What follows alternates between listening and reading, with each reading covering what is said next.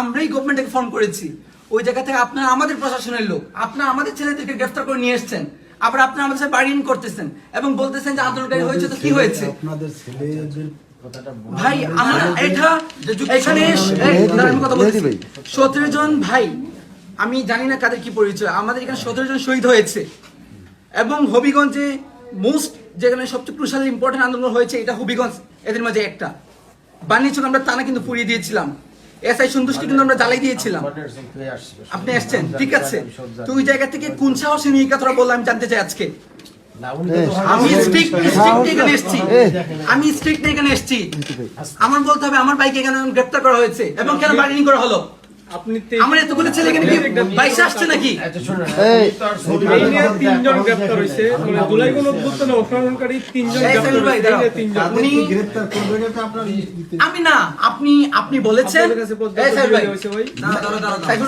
এর সাথে কথা বলো, আমি ডেভিল কথা শুনতে চাই না তো।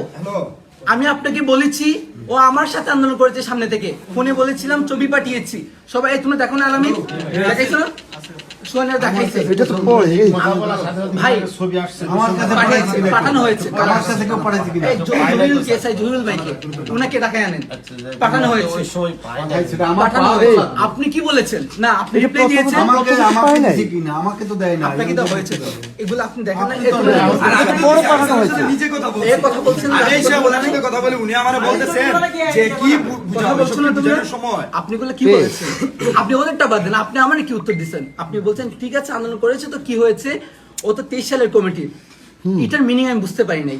ছাত্রলীগ যারা ছিল ওরা কি আন্দোলন করছে বলে আপনি ধরে নিয়ে আসবেন? আপনি বলেছেন যে আপনার উপর থেকে নির্দেশ দেওয়া হয়েছে, উপরটা কে আপনাকে নির্দেশ দিয়েছে যে আমার আন্দোলনকারী ছেলেদের আপনি উত্তর দিতে হবে? এখন আমি কমিটিতে থাকলে সে তো অন্য রকমের কাজ করে, যে সে নিজের এটা তো আগে যাচাই করতে হবে, নিজের সেভ করার জন্য সে তো অন্য রকমের আশ্রয় নিতে পারে। ভাই 5 আগস্ট যারা নিয়েছে তারা করেছে, আমি বলেছি ও সামনে ছিল মূল যারা অর্গানাইজার ছিল, এই সোয়ান কই আমাদের ছিল না, আমরা হবিগঞ্জে 16 জুলাই আমি বলি